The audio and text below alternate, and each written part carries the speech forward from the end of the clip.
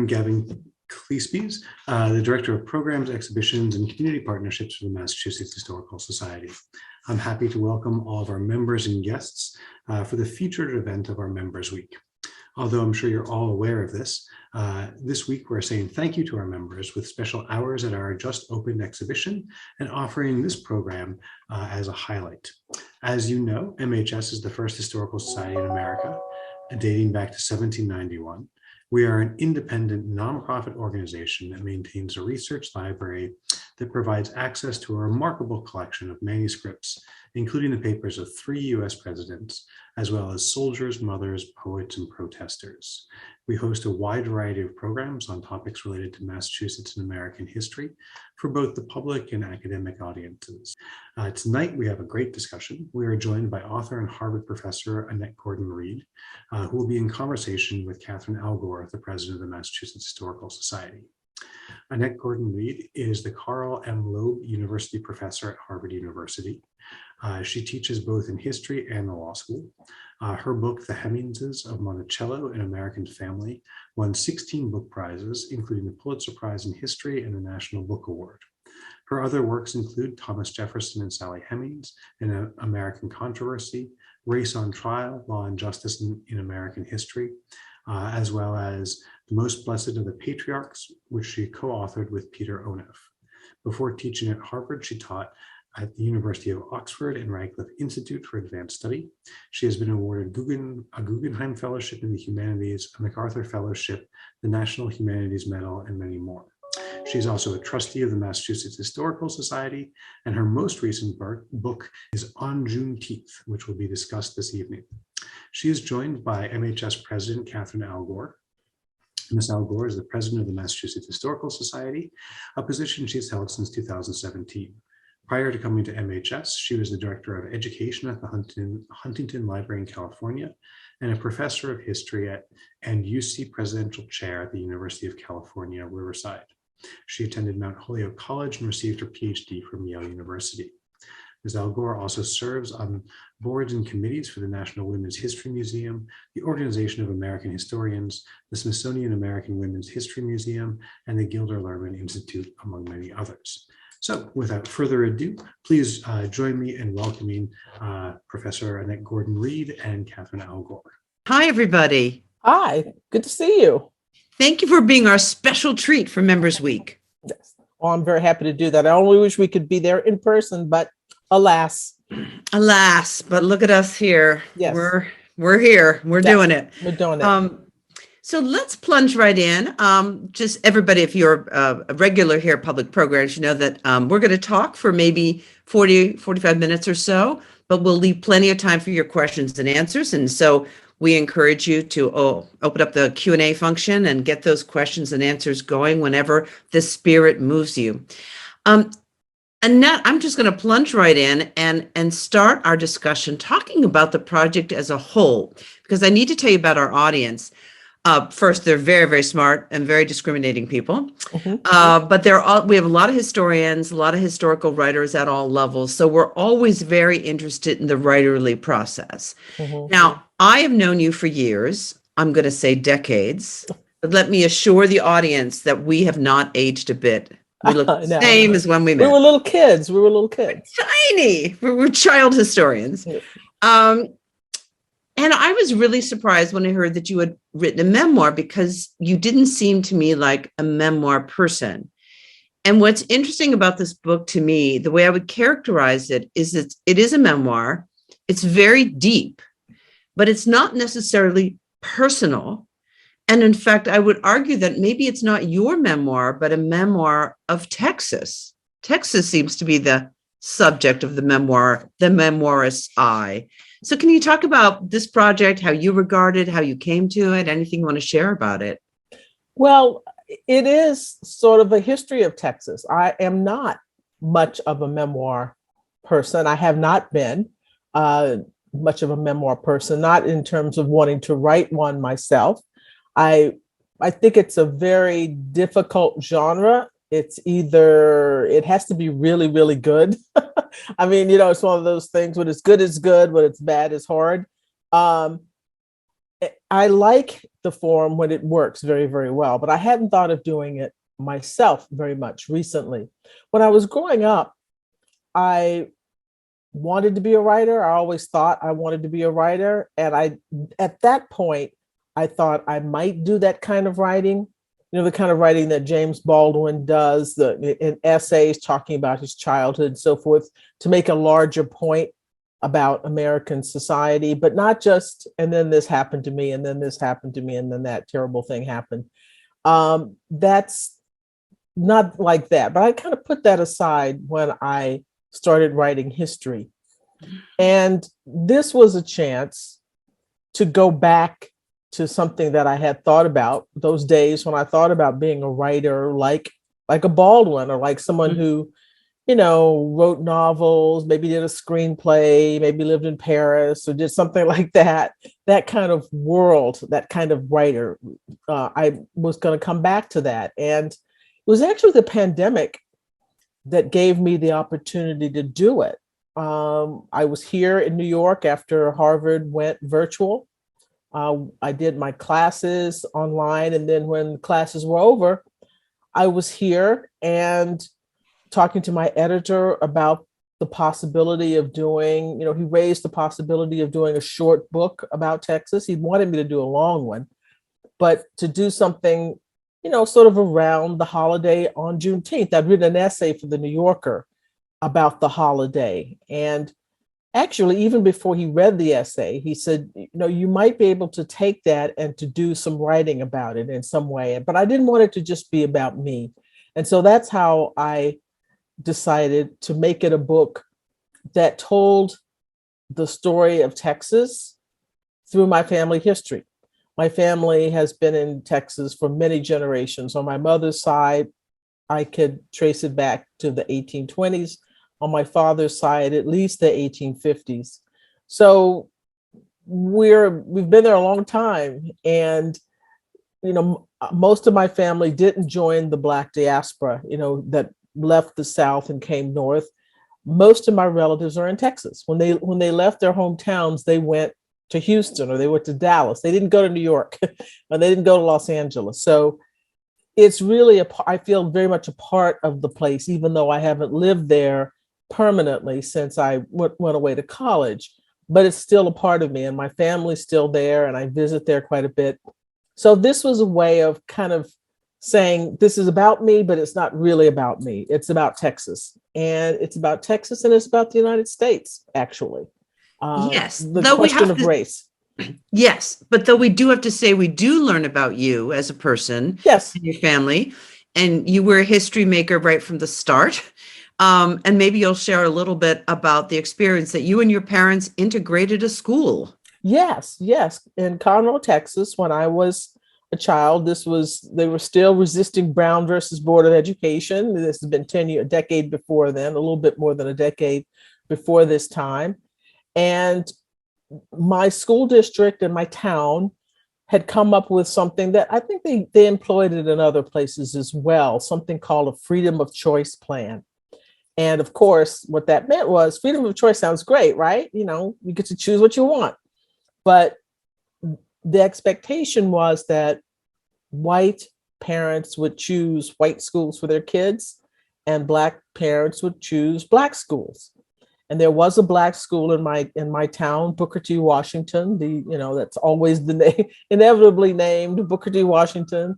Went from K through 12. I had I'd been in kindergarten there, and my mother taught there.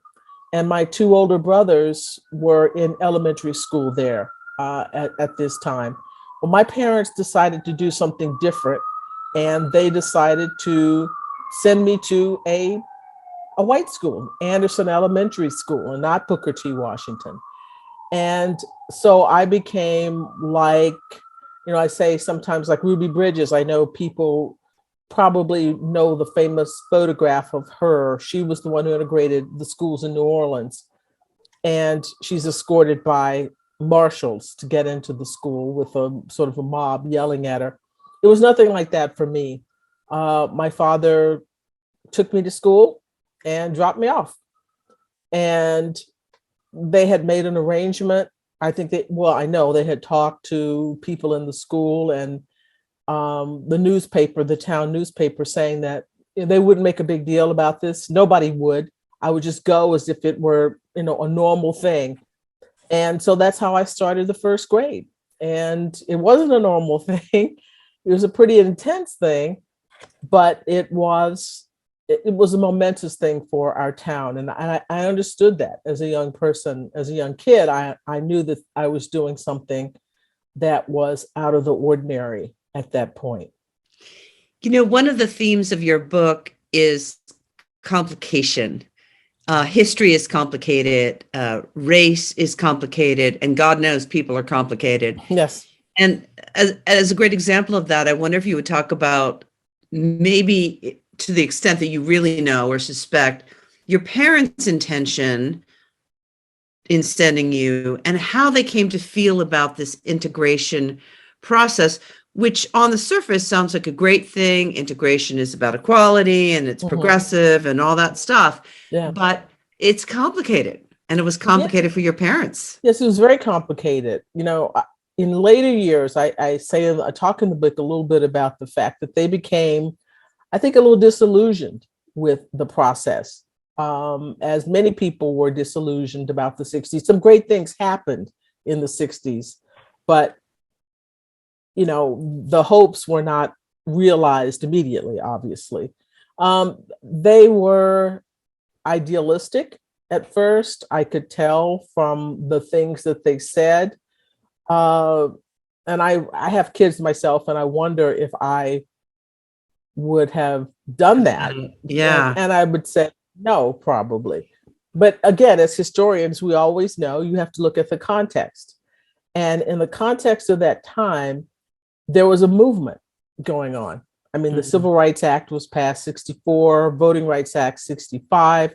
People were marching in the streets. So I don't think when my kids in the 90s, nothing was going on in the 90s except grunge, what was going on. There was no movement, and there was no, if I had done something like that somewhere, it would have been, I would have been by myself, but or my husband and I would have been by ourselves. But I think they felt a part of something. This gave them the sense that they were part of a movement and that this was their contribution to that.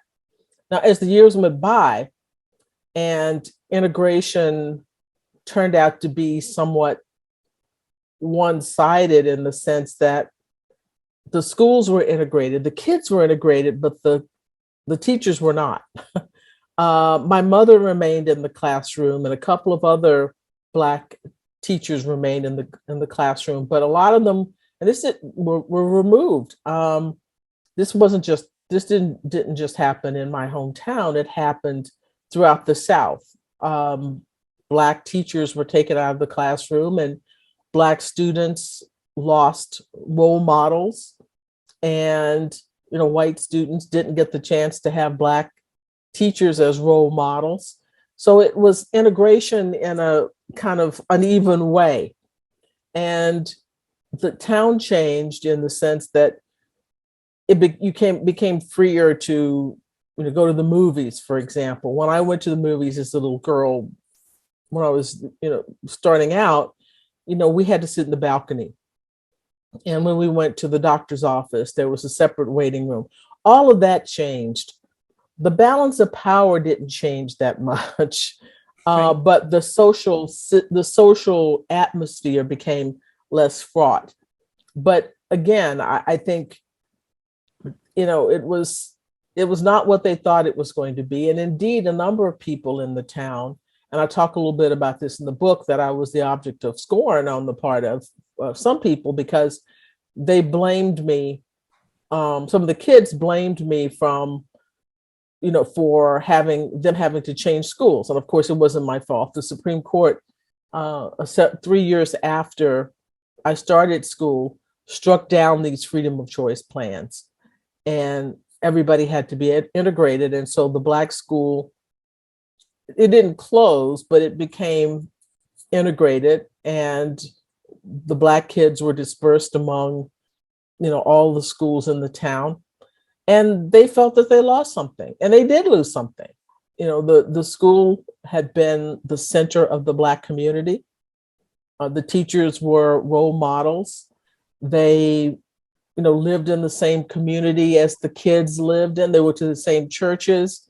Right. And now all of a sudden, it's like everything with progress. There are good things about it. I mean, separate was not equal. It wasn't equal in terms of the resources that were spent on the schools. But the sort of community feeling was lost. And I don't think my parents had thought about it that much beforehand. My mother loved teaching. And one of the great things about this book is having heard from some of her former students, white and Black, who really loved her. But she had gone to school as a part of that uplift the race generation of Black people who beat segregation, and Blacks were on the move, and she was going to become a teacher. And then she had to kind of change a mission because it was not, she was teaching predominantly white children who had their own problems, and she could deal with that, but it was not like, they were not a group of people dealing with racial oppression. And so, which is why she got into the business. And so it was a tough thing, very complicated. The word you use, very, very complicated. Yeah, I was very moved by you actually, I think, phrased it as a quotation where she said, I'm not teaching Black children. Yeah, she said, I became a teacher to teach Black children. Yeah. And because she knew that they were imperiled, that they were living in she grew up in a town where there was a curfew, Black people had to be indoors at a certain time. So living under that kind of oppression, she, thought that this was going to be her way to make a statement. Now, of course, integration was a statement, was progress, but there was still a lot of kinks to work out on that. There was a price to pay. Yeah. Well, let's get out to your main character, which is Texas, which you call extreme, exceptional, exaggerated, but emblematic. And you talk about our images of Texas that are very alive for Texans, but also to us. And you present us with some archetypes. We have cowboy, rancher, and the oil man, all wearing the same hat. But you also offer another figure in Texas history that wasn't necessarily present when you were learning about it, and is not present, I would say, in the larger American mind, which is Texan, the slave plantation owner. Yeah. So I'd love you to be able to address that and tell us how the story of Black people in Texas or in America complicates the story that we think we know. So because of the 1619 Project, we all know that the first Africans came to the shores in Jamestown in 1619. But what does Texas tell us? Well, Texas tells us that there's a Spanish part of this story. And the first African person that we have recorded in North America is Estebanico, who comes with the Spaniards in the 1520s. He's with Cabeza de Vaca. They are shipwrecked. They end up walking across Texas, almost to California. They are kidnapped by some indigenous people and enslaved. Then they're free. They escape to freedom, and he becomes like a medicine man and a Estebanico and a translator. He has a gift for languages, and sort of shorn of the trappings of all the power they had when they came over, and they're reduced to being shipwrecked people. He takes on sort of a different role in the connection in his connections to the Europeans with whom he's traveling, including Cabeza de Vaca, who has a memoir about these particular days, and that's how we know about him. So I wanted to try to say, 1619 is very important because it's the beginning of the English colony, and the English won, right? Right. And so, we always, winners history, they get to tell the story and we focus on them. But the Spanish were here before this in Texas and in Florida, and Africans were here. And the African people who were here had some of the same characteristics. They were here for the same reason that the English had brought African people to North America. They were enslaved. So my point is, the origin story of African American people should include both of those, not just the people who spoke English, but people who speak Spanish. And then that would bring Texas back into the picture and Florida into the picture as well. So they didn't come to be plantation enslaved people, but that system comes into being, a century after that, more than a century after that, when Stephen F. Austin and others began to bring, Texas, people from Georgia and Alabama and Mississippi come to Texas to try to extend the Cotton Empire, and that is the world of the plantation that we know and we think of now. So there's a long history, that shows you that Texas, interestingly enough, didn't just become diverse recently. Texas was diverse from the very, very beginning. All the different indigenous people, obviously, the Spanish, the English, and the African people were there from the very beginning. It's always been this volatile mixture of people, and that's what makes it tough, I think. Yeah, well, makes it the outsized place it is. You mentioned Stephen Austin. I mean, even us Eastern people know about the Alamo. And you have a great story about seeing like this big Hollywood movie of the Alamo. Mm-hmm. And if you ask us on the street of Boston, we would say it's a tale of heroism.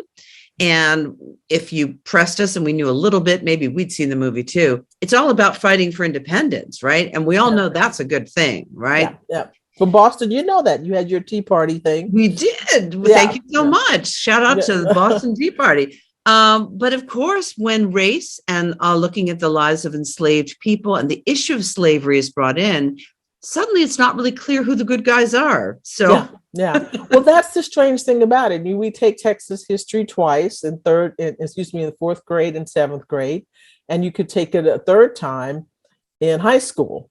So we have 3 years of Texas history, and the Alamo figures very strongly in Texas history and mythology. And there's a big, you'll appreciate this as a person, the Mass Historical Society in the museum world is huge controversy down there now about what you say about the Alamo. How do you tell this story when we're raised to believe that Jim Bowie and William Barrett Travis and Davy Crockett, these people are heroes, right? There was a TV show about Davy Crockett and the I remember and all of this. These are heroes, but these guys were slave owners and they were slave traders. Jim Bowie was a slave trader, and Travis, not only was he an enslaver, but he actually abandoned a wife and a little girl in Alabama to come to Texas. Everybody was coming to Texas, running one step ahead of creditors. And so, they're just these, when you really look at their lives, and this is what drives people crazy because they want to like the people. But when you tell them about these things and you sort of disabuse them of the notion of their perfection. But, this told as a story of heroism. The people in the Alamo hold off the Mexican fighters, Santa Anna, and they all die, but they postpone, they give Sam Houston enough time to rally his troops. And so by the time they get to San Jacinto, he's able to defeat Santa Anna's army. So, but the Alamo is a famous last stand. They had this opportunity to leave, and he sort of draws a line in the sand. That's where that notion of drawing a line in the sand comes. And everybody who wants to stay, step on this other side. If you want to leave, we won't think badly of you. You leave. That's a very heroic thing. And in fact, I say in the movie, when I went to see it, in the book, when I went to see the movie, my companion, we were both about to go to the fourth grade and take history. There were tears streaming down his eyes because it's such this dramatic moment of these friends standing together. But they're trying to create the Republic of Texas, which was as a big point, the preservation of the institution of slavery. I mean, it says it right there in the Constitution. The American Constitution kind of hedges, it says, persons held to service. Right. It doesn't want to say slaves, but the Texas Constitution is upfront about it. Slavery is clear. Slavery is a part of this republic. There's no doubt about it. People of African descent can't become citizens. They can't live here without permission. It is a white supremacist. It is a document that protects slavery. So, what do you do if you're a Black Texan or a Texan who is anti-slavery?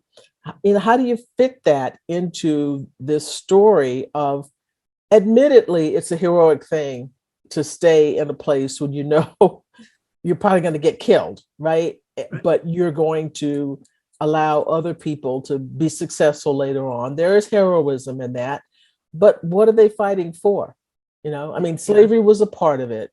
I should say that, Santa Anna had suspended the Constitution.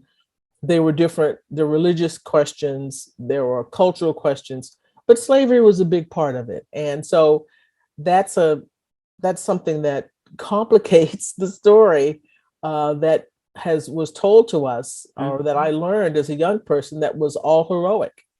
Yeah, and in fact, Mexico, had it remained in Mexico, they would have probably abolished slavery. Well, they did. Mexico abolished slavery. Yeah. That's the other thing. The Texians, as they were called, had been given an exception because they knew that people were coming with the expectation that they would be able to bring enslaved people with them. But the Texians really didn't trust them. They thought, they might change their minds. And the best thing for us to do is to get the heck out of Dodge, have our own place. And eventually, many of the people who wanted to leave had in mind joining the United States. I mean, a good portion of those people didn't think that they were actually going to stay the Republic of Texas forever, but that it would be annexed and then they would become a part of the Southern Empire, Cotton Empire. So part of your unpacking this idea of Texas as a white man is including the Native groups as part of the story. And early on, you describe that you saw natural affinities between enslaved people in Texas, which you knew about from from grade school, and the Native tribes. It seemed in your mind as a young person, they were sort of the people who had lost, the people who had been, disenfranchised in many ways. And I love the way you talked about your father, who always cheered on the Indians and the Cowboys and Indians genre of the time, and that he may, even as a young person, sort of self-identified as an Indian. But you went on to learn something different.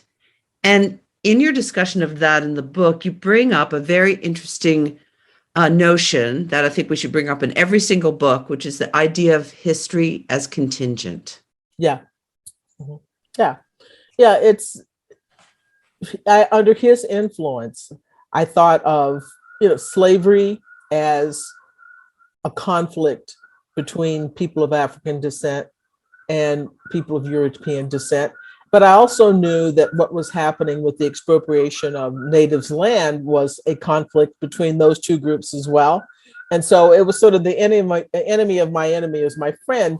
But here, in these circumstances, I found, or I learned, that there were some instances of Native peoples enslaving Blacks, that in order to become a part of America, to be seen as civilized, there were instances of them having African American people as slaves. So this natural affinity that I saw, that I got from my father and watching him, was complicated even further because of that. There were instances where Native peoples and Blacks cooperated. There's no question about it, but it wasn't just as simple as I had made it out to be. And I also talk about the fact that when I was growing up, when we played cowboys and Indians, or we thought about watch Westerns, Indigenous people were portrayed as people who just didn't exist anymore. The They vanishing were Indian. gone, people in Yeah. the chapters, the people of the past, and I say the people of the present because they're not gone, they're still here.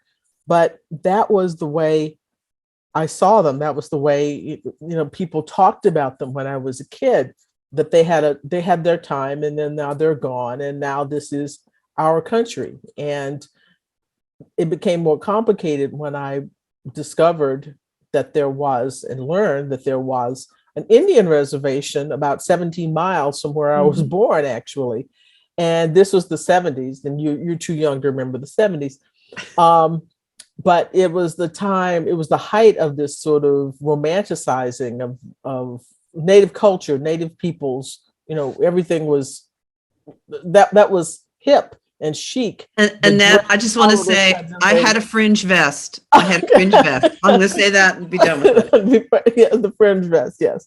And you parted your hair in the middle, I'm sure. You did. And the whole thing was supposed to be this, and the headbands, all of this kind of thing was supposed to be, sort of showed our affinity for, after having displaced them from the land, all of a sudden they become these iconic figures in a way to us.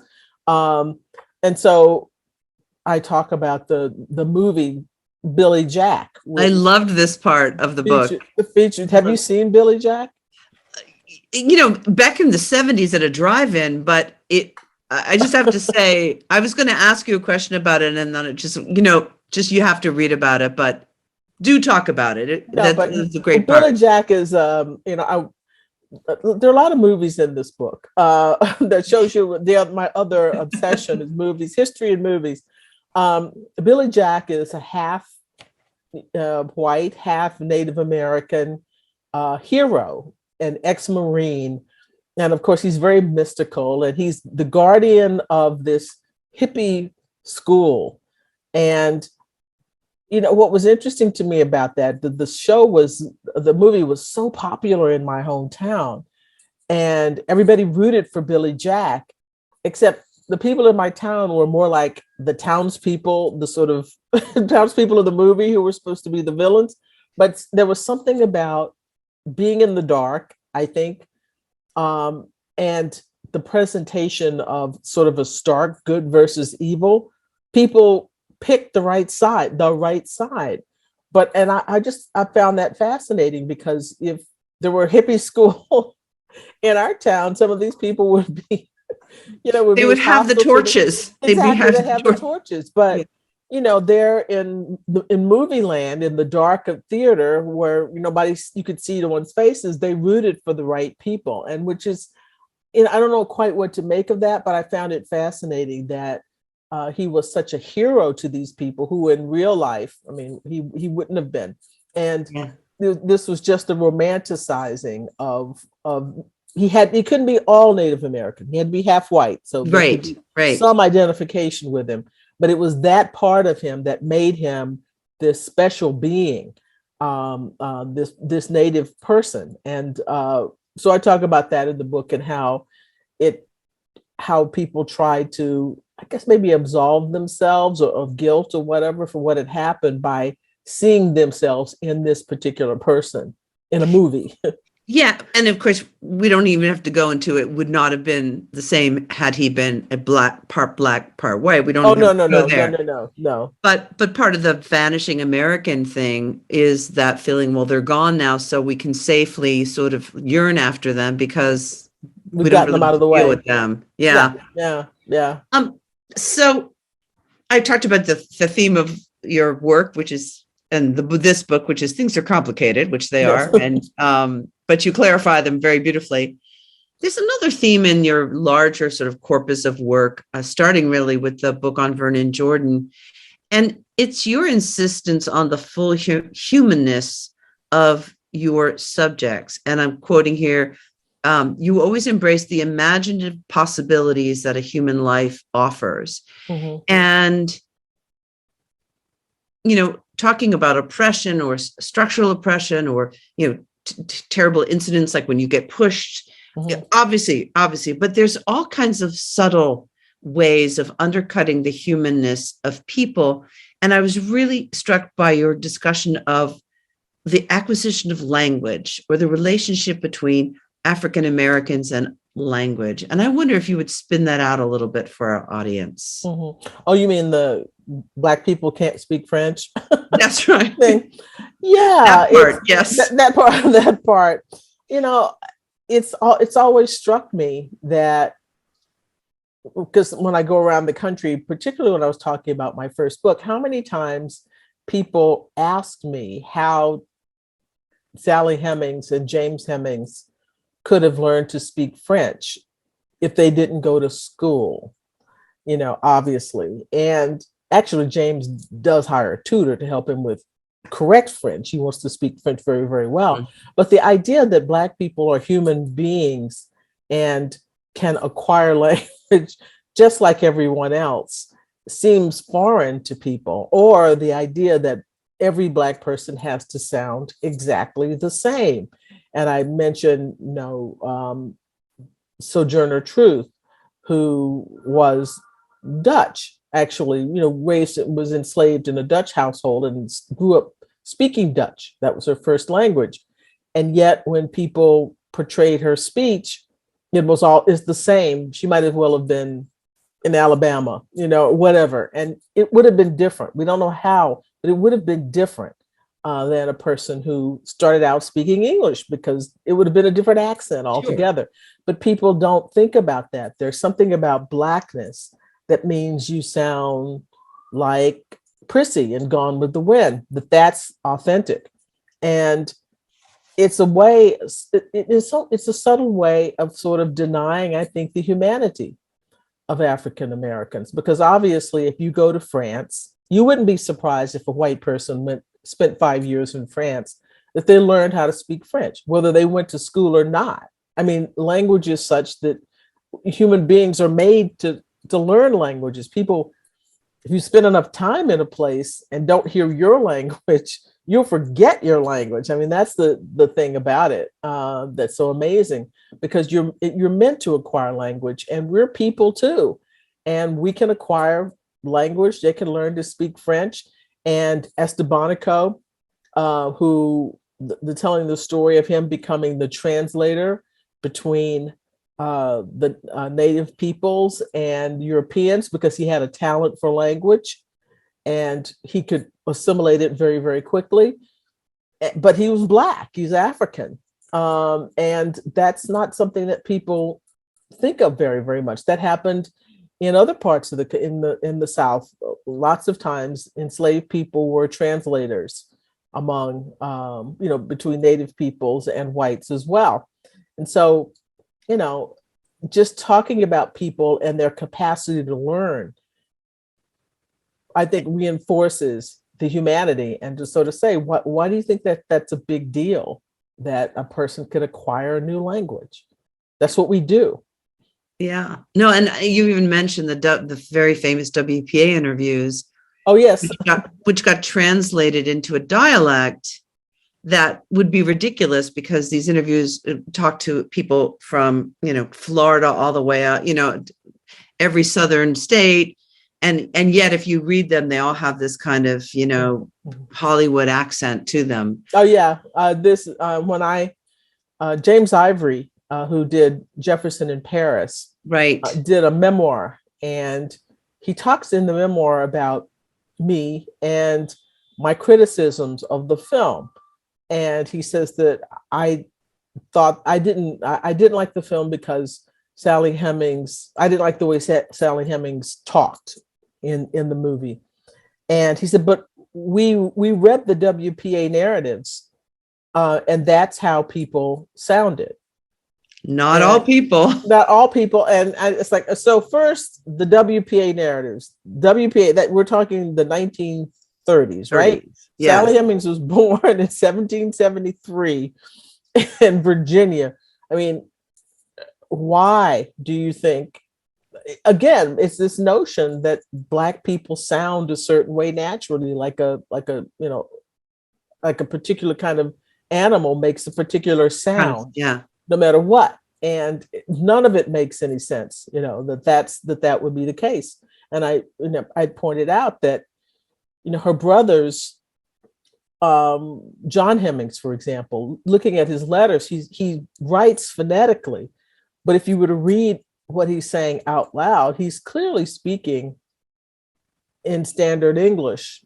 And she had 3 children who passed as white. Why would they have sounded so drastically different from than their mother? So Yeah. I don't know. Yeah, there are just a lot of subtle ways that you said it sort of undercut a person's humanity without being blatant about it. But you have to think, now, wait a minute, why would that be so? Yeah. No, that was fascinating. And really, I've read the WPA, and it never even sort of occurred to me, and listen to the way you're talking about this. You talk a lot in the book about this phenomenon of like, I learned one thing in class or in my education, and then I learned something else, especially like around race and Native American. Oh, okay. And you seem to present this like a lawyer, may I say, very clearly, with a kind of either, so sometimes a little bit of a sad bemusement, but you don't get very exercised by it, and you are not threatened by it. And I think one of the problems that we're having in America when we talk about history is that people learn one set of things, and then they're being presented with another set of facts that change things. And I wondered if you wanted to, and you can also say you don't want to do this, but if you want to talk a little bit about ideas that we call revisionist history, you do talk about it in the book, history, our need for history, but also our need for myths and legends. And if you want to talk about the problem of the idealization of founders, like the guys in the Alamo or like Thomas Jefferson, if you want to pick among any of that. Well, I do think people need myths. And I say that because every country has them. I mean, we're not the only people who have a certain mythologies about their origin story or about something in their history, because people want to feel good about the country in a way, in the place where they live. And I don't think that's just an American thing. It becomes a problem, however, if it requires ignoring reality, if it requires not telling the truth about things that are important. And the people who don't want any discussion of slavery in schools now, who don't want any discussion of the civil rights movement, I mean, which is in some ways one of the crowning achievements of American life, the attempt to bring people who were formerly enslaved into citizenship. That's something we ought to be proud of. It's not that we don't want to talk about this because it shows discord. It shows you how you overcome a discord, how you move forward. So I get wanting to feel good about where you live, but it has to be a truthful story. And I think a lot of it has to do, it grows out of the fact that we're young country. I was talking to a historian, a South American historian some years ago, and he said that in North America and in South America, we spend a lot of time talking about founders, and it's because we know who they are, and because it's close. We're close to this. It's not that far to Jefferson. We can see their stuff. Yeah, we can see their stuff. It's not, it's not like England where you're going to King Alfred. I mean, where you're going to go back to the founder. But what are you going to do? It's too far away. Or China, it's 5,000 years of history.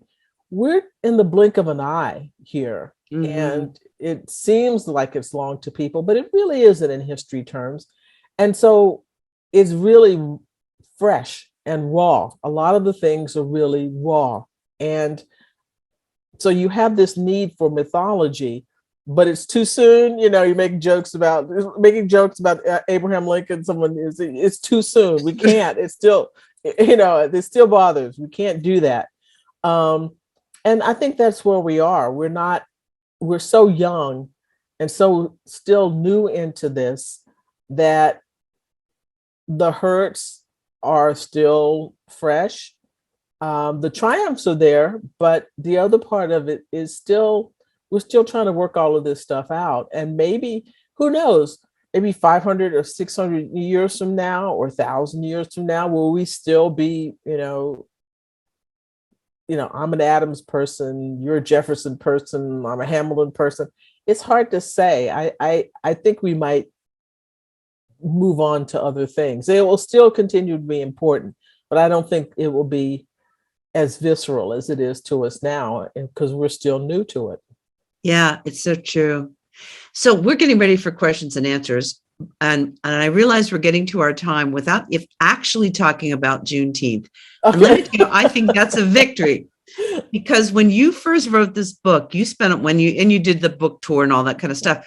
You had to spend a lot of time explaining what it was.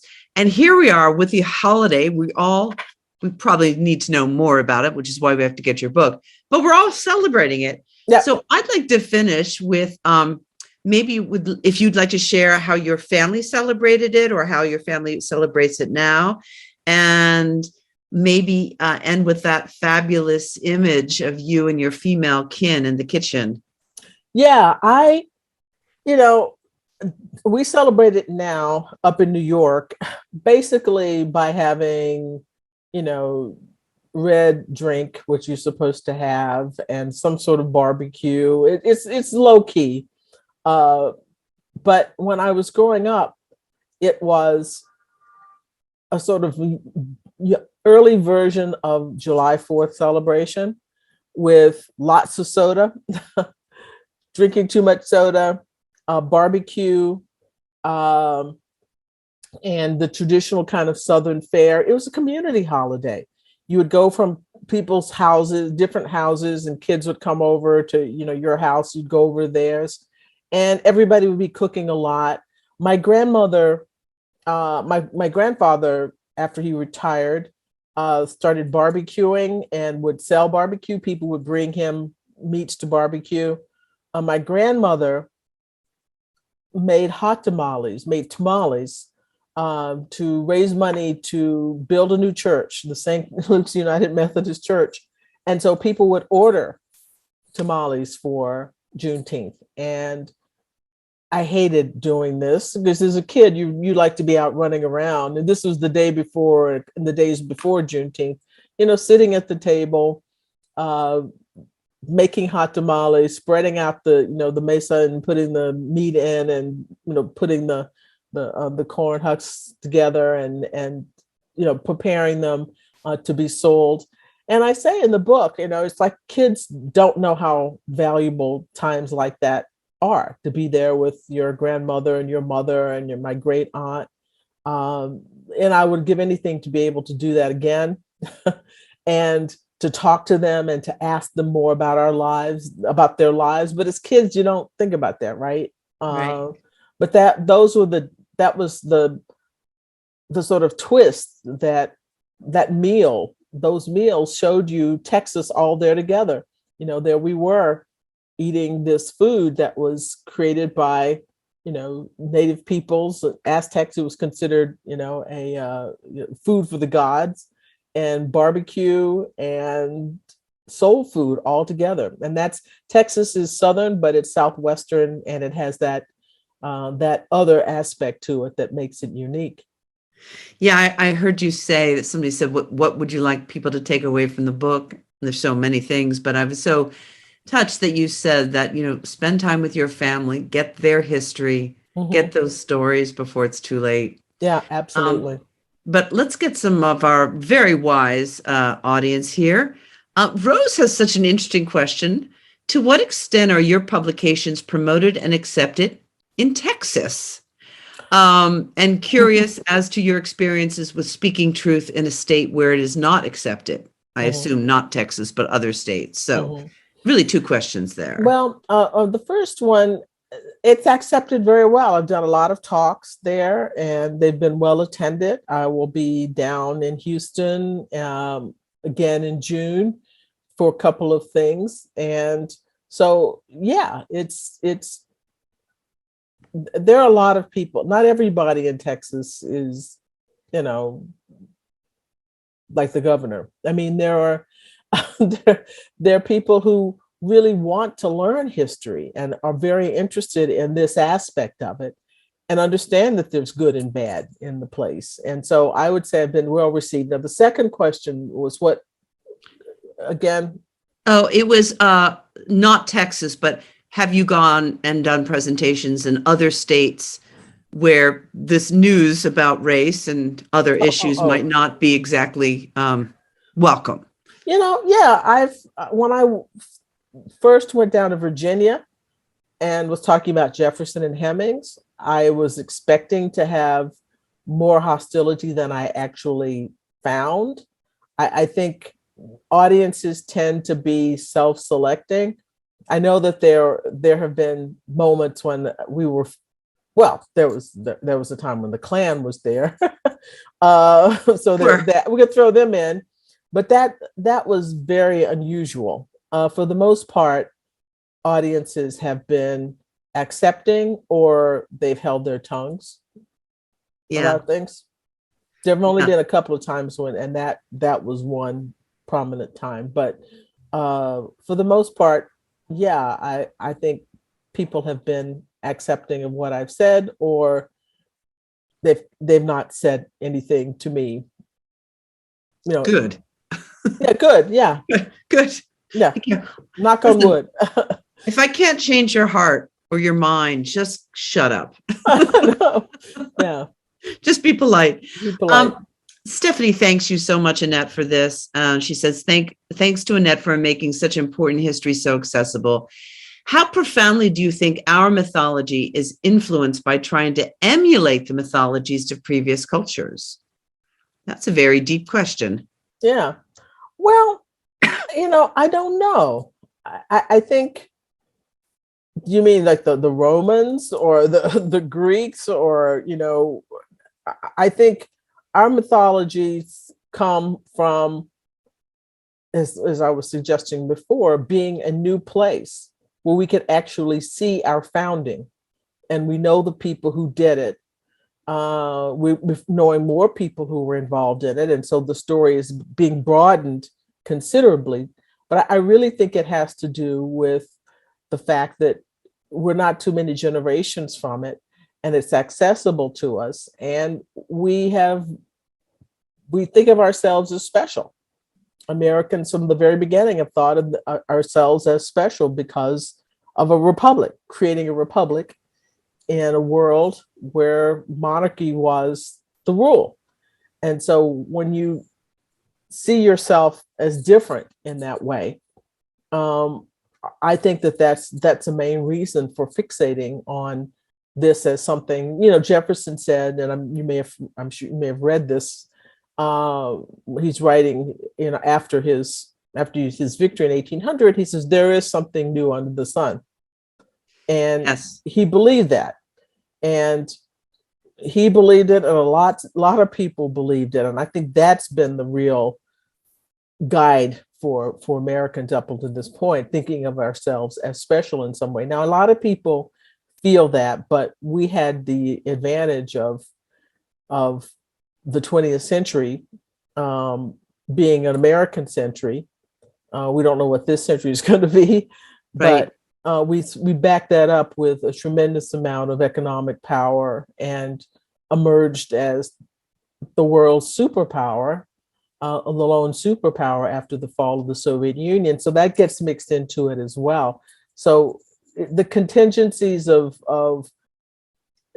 becoming a republic, but also becoming a major superpower in the world influences how we see ourselves. Yeah, it's true. I mean, of course, the founders were fascinated with Greek and Roman, tropes, and but they didn't see themselves as a continuation of that. They did see themselves as something brand new. we have somebody who's read your book and enjoyed it, and she wants to know, you apparently make it, I do remember this, you make an allusion during that early time in your life, when you were being sent to school, that it awakened your interest in law. Mhm. Was it this idea of structures that kind of got you? Well, I knew that I was there because of law.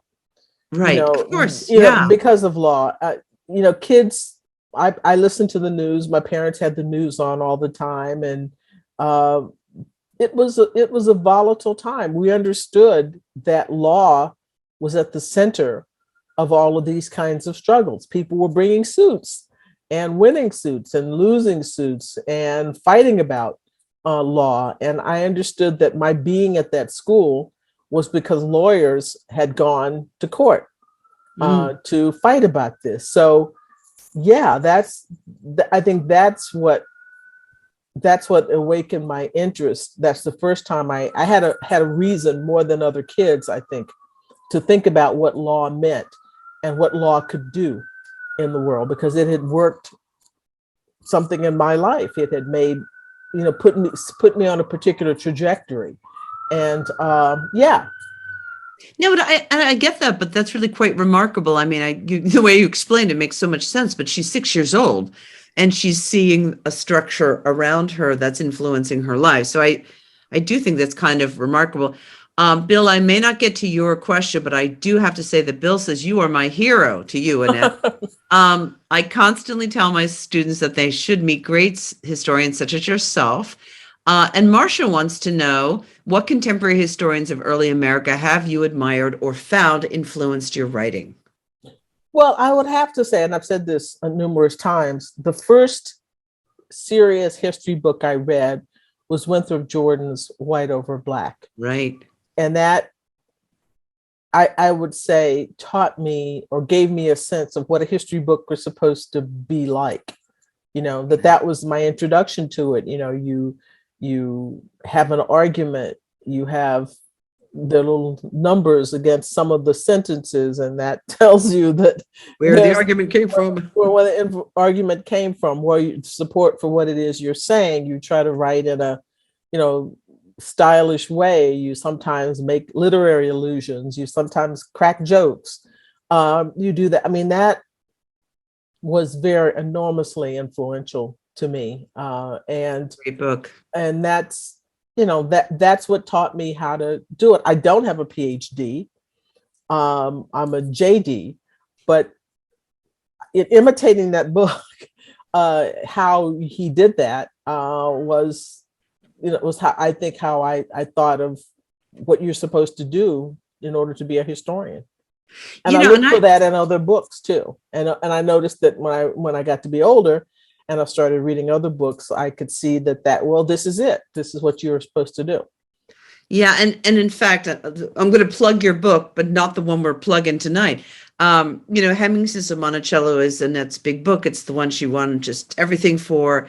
But I have to say that my favorite book of yours is one of your early ones, which was Thomas Jefferson and Sally Hemings, An American Controversy. Mm-hmm. And maybe it's because that's when we did kind of meet at Monticello. I was a grubby graduate student, and you were fresh off of an MHS fellowship, let me just add. Mm-hmm. And you were this distinguished lawyer coming in, literally walking into Thomas Jefferson's house, and figuratively with Sally Hemings. But could you, that was such an interesting, just as a book itself, an interesting transition as a mind from lawyer to historian. Mm-hmm. Can you just tell us a little bit about like the modus operandi of that book? Mm-hmm. Well, that book, I had sort of an eccentric habit as a teenager. When I read novels, I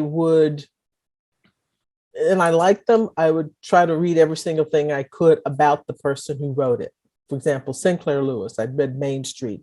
And so I wanted to read everything about Sinclair Lewis, and I read biographies of him and articles about him. And so, I developed this habit of doing that and just sort of researching people's lives and researching particular controversies and so forth. So by the time I got to write I didn't do anything differently for Thomas Jefferson and Sally Hemings than I had been doing throughout my teenage years and through my adult life. And that is researching. It interested me to see how one biographer would describe a situation in one way and another would describe it in a different way. Lewis and Theodore Dreiser had a great rivalry. And in fact, I think at one point, Dreiser slaps Sinclair Lewis. And I noticed that the biographers of Dreiser and the partisans of Dreiser had a different depiction of that than Lewis. And so this notion of conflicting stories that are written in books that are ostensibly supposed to be accurate, ostensibly supposed to be objective in a way. Mm-hmm. So this was nothing new to me. This was pretty much what I had been doing for 10 years before I started writing the book. So the methodology was that same methodology, is looking at what people said, looking at evidence, what supports that evidence. Does anything support it? Is it contradicted by other things? So it was a continuation of the hobby that I had from the time I was a teenager. Oh, that's great. Well, listen, I'm looking at the time and we do not like to try the patience of our audience. Annette Gordon-Reed, thank you. You were our special treat for Members Week, and you are indeed a special treat. Thank you so much for this evening. This is wonderful. Thank you for having me. This is great. It was a pleasure. And thank you to everybody for attending.